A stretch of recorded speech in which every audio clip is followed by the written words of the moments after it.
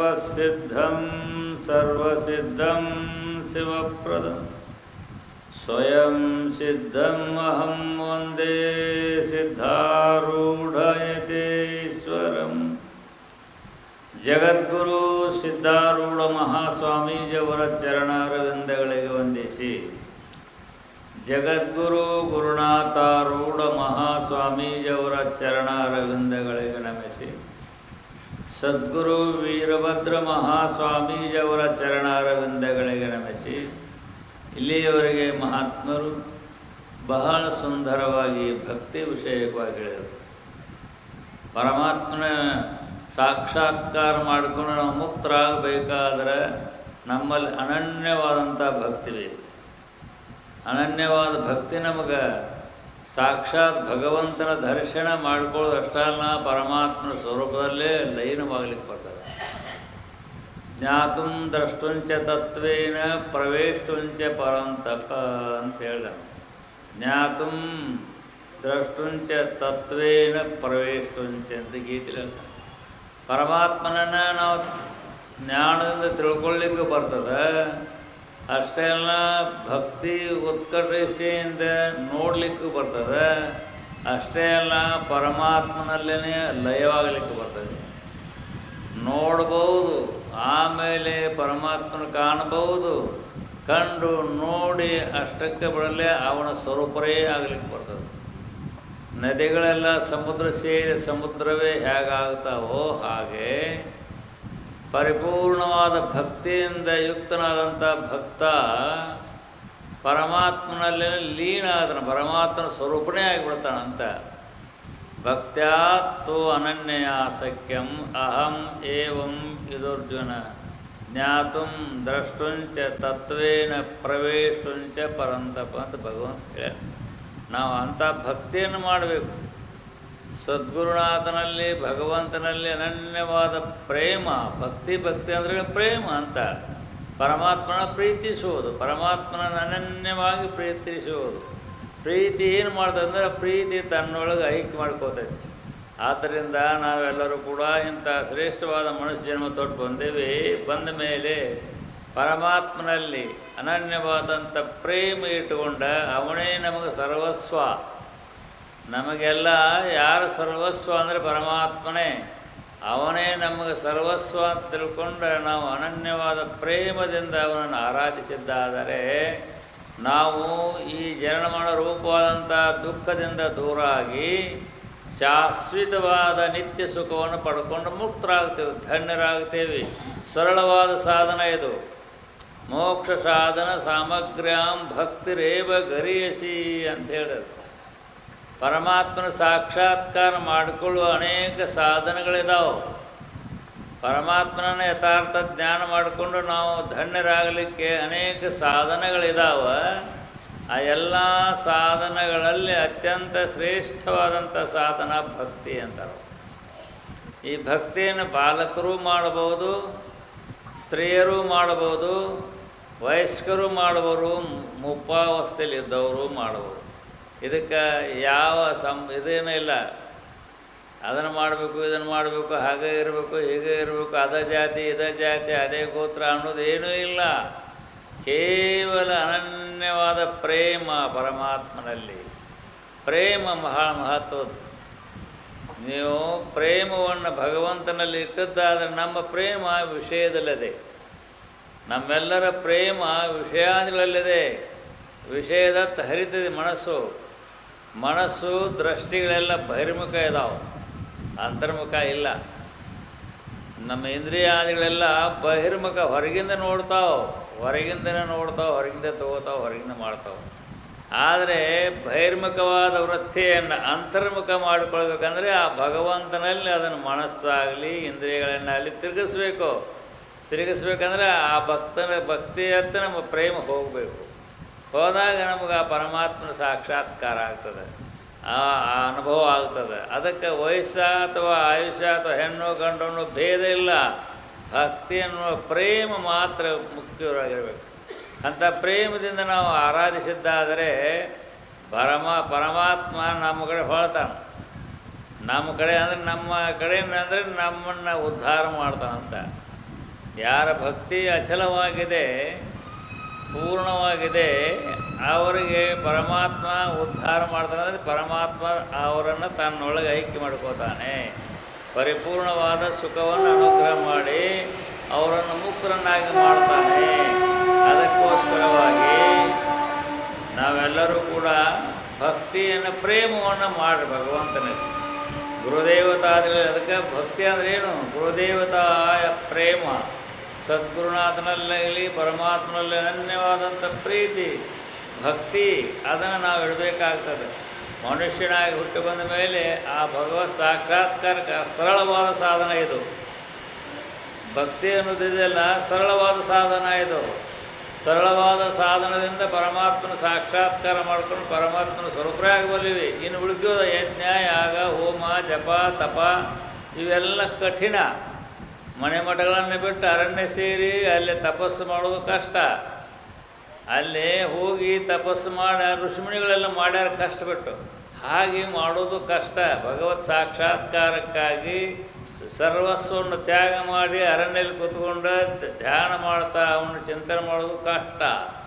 ಆಮೇಲೆ ಅನೇಕ ವಿಧವಾದಂಥ ಕಠಿಣವಾದ ಸಾಧನೆಗಳನ್ನು ಮಾಡೋದು ಕಷ್ಟ. ಇವೆಲ್ಲ ಕಷ್ಟ ಆಗ್ತಾವೆ. ಆದರೆ ಭಕ್ತಿ ಮಾಡೋದು ಬಹಳ ಸರಳ. ಅದಕ್ಕೆ ಮೋಕ್ಷ ಸಾಧನ ಸಾಮಗ್ರ್ಯಾಂ ಭಕ್ತಿರೇವ ಗರೀಸಿ ಅಂತ ಹೇಳಿದರು. ಮೋಕ್ಷ ಅಂದರೆ ಪರಮಾತ್ಮನ ಸಾಕ್ಷಾತ್ಕಾರ.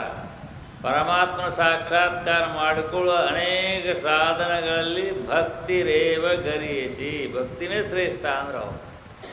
ಭಕ್ತಿನೇ ಶ್ರೇಷ್ಠ ಅಂತೇಳಿ ಅದನ್ನು ನಾವು ಸದ್ಗುರುಗಳ ಸನ್ನಿಧಾನಕ್ಕೆ ಹೋಗಿ ಆ ಪರಮಾತ್ಮನ ವಿಷಯಕವಾಗಿ ತಿಳಿದುಕೊಂಡ ಅದರಂತೆ ನಾವು ಭಕ್ತಿಯನ್ನು ಮಾಡಿದ್ದಾದರೆ ಸುಲಭವಾಗಿ ಭಗವತ್ ಸಾಕ್ಷಾತ್ಕಾರ ಮಾಡ್ಕೊಳ್ತೀವಿ. ಭಗವತ್ ದರ್ಶನ ಆಗ್ತದೆ. ಜನ್ಮ ಮರಣ ಅನ್ನುವ ದುಃಖ ದೂರಾಗಿ ಹೋಗ್ತಾವ, ಅಮರರಾಗ್ಬಿಡ್ತೇವೆ. ಆದ್ದರಿಂದ ನಾವೆಲ್ಲರೂ ಕೂಡ ಇಂಥ ಶ್ರೇಷ್ಠವಾದ ಮನುಷ್ಯ ಆಯುಷ್ಯ ಮೀಯೋದ್ರೊಳಗ್ತಾರೆ. ಅವರು ಸೆರೆ ಇರೋದ್ರೊಳಗಾಗಿಯೇ ಅನನ್ಯವಾದಂಥ ಪ್ರೇಮ ಭಕ್ತಿ ಇಟ್ಟುಕೊಂಡು ಆ ಯಾವ ಗುರುವಿನ ಕೃಪೆಗೆ, ಭಗವಂತನ ಕೃಪೆಗೆ ನಾವು ಪಾತ್ರರಾಗಿ ನಿತ್ಯ ಸುಖ, ಶಾಶ್ವತವಾದ ಸುಖ ಅಂತಾರೆ ಅವರು. ಜನನ ಮರಣ ರಹಿತವಾದಂಥ ಸುಖ. ನಿತ್ಯವಾದ ಸುಖ ಅಂದರೆ ಜನನ ಮರಣ ರಹಿತ. ಪುನರಪಿ ಜನನಂ ಪುನರಪಿ ಮರಣಂ ಅನ್ನುವ ಏನು ದುಃಖದೆಲ್ಲ ಇವೆಲ್ಲ ಹೋಗಿಬಿಡ್ತಾವೆ. ಎಲ್ಲ ಹೋಗಿ ಕೇವಲ ಆನಂದ ಸ್ವರೂಪರೇ. ಬ್ರಹ್ಮವಿದ್ ಬ್ರಹ್ಮೈವ ಭವತಿ. ಆ ಪರಮಾತ್ಮನ ಧ್ಯಾನ ಮಾಡ್ತಾ ಮಾಡ್ತಾ ಮಾಡ್ತಾ ಪರಮಾತ್ಮನ ಸ್ವರೂಪರೇ ಆಗಿಬಿಡೋದು, ಮತ್ತೇನಿಲ್ಲ. ಪರಮಾತ್ಮ ಸ್ವರೂಪರೇ ಆಗಿಬಿಡೋದು ಅಂತಾರೆ ಅವರು. ಅದಕ್ಕೋಸ್ಕರವಾಗಿಯೇ ನಾವು ಈ ದೇಹ ತೊಟ್ಟು ಬಂದ ಮೇಲೆ ಶ್ರೇಷ್ಠವಾದ ಭಕ್ತಿಯನ್ನು ಯಾರೇ ಆಗಲಿ ಅವರು ಅಂಥವ್ರು ಇಂಥವ್ರು ಅದಕ್ಕೆ ಸಂಬಂಧನೇ ಇಲ್ಲ. ಯಾರೇ ಆಗಿರಲಿ ಭಗವತ್ ಸಾಕ್ಷಾತ್ಕಾರ ಮಾಡ್ಕೊಳ್ಬೇಕನ್ನೋರು ಅನನ್ಯವಾದ ಪ್ರೇಮ ಭಕ್ತಿಯನ್ನು ಮಾಡಿದ್ದಾದರೆ ಈ ಮನುಷ್ಯ ಜನ್ಮ ಇರೋದ್ರೊಳಗಾಗಿಯೇ ಯಥಾರ್ಥ ಜ್ಞಾನ ಭಗವದ್ ದರ್ಶನ ಮಾಡಿಕೊಂಡು ಮುಕ್ತರಾಗ್ತೇವೆ, ಧನ್ಯರಾಗ್ತೇವೆ. ಅದನ್ನು ನಾವು ಈ ಆಯುಷ್ಯ ಇರೋದ್ರೊಳಗಾಗಿಯೇ ಅಂಥ ಸದ್ಗುರುವಿಗೆ ಶರಣಾಗತರಾಗಿ ಗುರುವಿನ ಕೃಪಾ ಕಟಾಕ್ಷದ್ವಾರ ಭಗವಂತನ ಯಥಾರ್ಥ ಸ್ವರೂಪದ ಅರಿವನ್ನು ಮಾಡಿಕೊಂಡ ಆ ಪರಮಾತ್ಮನಲ್ಲಿ ನಮ್ಮ ಜೀವಾತ್ಮ, ಅವ ಜೀವನೇ ಬ್ರಹ್ಮ ಆಗೋದು ಮತ್ತಾರಲ್ಲ. ಜೀವೋ ಬ್ರಹ್ಮೈವನ ಪರ ಅಂದ್ರೆ ಜೀವಾತ್ಮ ಭಗವಂತನ ಸ್ವರೂಪ ಸಾಕ್ಷಾತ್ಕಾರ ಮಾಡಿಕೊಂಡು ಪರಮಾತ್ಮನೇ ಆಗಿಬಿಡ್ತಾನೆ ಅಂಥೇಳಿ ಶಾಸ್ತ್ರವನ್ನು ಹೇಳ್ತಾವೋ. ಆ ದೃಷ್ಟಿಯಲ್ಲಿ ನಾವೆಲ್ಲರೂ ಕೂಡ ಈ ದೇಹ ಇರೋದ್ರೊಳಗಾಗಿಯೇ ಇಂಥ ಭಕ್ತಿಯನ್ನು ಗುರುದೇವತಾದಲ್ಲಿ ಭಕ್ತಿ ಮಾಡಿ ಈ ಯಾವ ಮಾನವ ಜನ್ಮವನ್ನು ಸಾರ್ಥಕ ಮಾಡಿಕೊಳ್ಬೇಕಾದದ್ದು ನಮ್ಮೆಲ್ಲರ ಕರ್ತವ್ಯ ಇದೆ. ಅದನ್ನು ನಾವು ಸದ್ಗುರುವಿನ ಕೃಪಾ ಕಟಾಕ್ಷದವರ ಶನೈ ರುಪರಮೇತ್ ಅಂತ ಹೇಳ್ಯಾರ. ಮೆಲ್ಲ ನಿಧಾನವಾಗಿ ಮಾಡಬೇಕು. ಒಮ್ಮಿಲಿ ಮಾಡೋಕ್ಕೆ ಹೋದ್ರೆ ಆಗೋಲ್ಲ. ಅದು ಒಮ್ಮಿಲಿ ಕಠಿಣ ಬರೋಲ್ಲ. ಅದನ್ನು ನಿಧಾನವಾಗಿ ಅದು ಮನಸ್ಸನ್ನು ತೀಕ್ಷ್ಣವಾಗಿ ತಿದ್ದಬೇಕು. ಮನಸ್ಸನ್ನು ಬಹಿರ್ಮುಖವಾದದ್ದನ್ನು ಅಂತರ್ಮುಖ ಮಾಡ್ಕೊಳ್ಬೇಕಂತಾರೆ ಅವರು. ಅಂತರ್ಮುಖ ಮಾಡಿಕೊಂಡಾಗ ಅಂತರ್ಮುಖ ದ್ವಾರ ಯಥಾರ್ಥ ಜ್ಞಾನ ಆಗ್ತದೆ. ಯಥಾರ್ಥ ಜ್ಞಾನದ್ವಾರ ನಿತ್ಯ ಮುಕ್ತರಾಗ್ತೇವೆ, ಧನ್ಯರಾಗ್ತೇವೆ. ಆದ್ದರಿಂದ ಇಂಥ ಮಾನವ ಜನ್ಮ ಇರೋದ್ರೊಳಗಾಗಿಯೇ ಸದ್ಗುರುವಿಗೆ ಶರಣಾಗತರಾಗಿ ಸದ್ಗುರುವಿನ ಕೃಪಾ ಆಶೀರ್ವಾದದ್ವಾರ ಯಥಾರ್ಥ ಜ್ಞಾನವನ್ನು ಮಾಡಿಕೊಂಡ ಪೂರ್ಣವಾದ ಪರಮಾತ್ಮನ ಯಥಾರ್ಥ ಸ್ವರೂಪದಲ್ಲಿ ನಾವೆಲ್ಲರೂ ಕೂಡ ಲೀನವಾಗಿರೋಣ. ಬ್ರಹ್ಮವಿದ್ ಬ್ರಹ್ಮೈ ಭವತಿ ಎಂಬಂತೆ ಆ ಪರಮಾತ್ಮನ ಸ್ವರೂಪ ತಿಳ್ಕೊಂಡು ಮುಕ್ತರಾಗೋಣ ಅಂಥೇಳಿ ನನ್ನ 4 ವಾಕ್ಯ. ಓಂ ತತ್ಸತ್. ಓಂ ಸಹನಾವತು ಸಹನೌ ಭುನಕ್ತು ಸಹ ವೀರ್ಯಂಕರವಾವಹೈ ತೇಜಸ್ವಿನಾ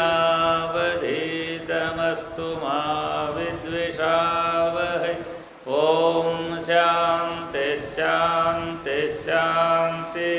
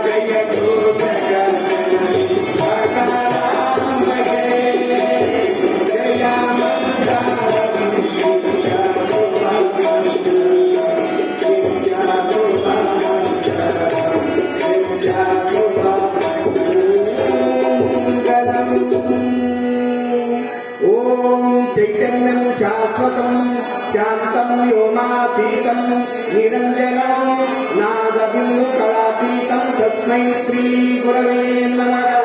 जय मंगलं जय नमः पार्वती महादेव।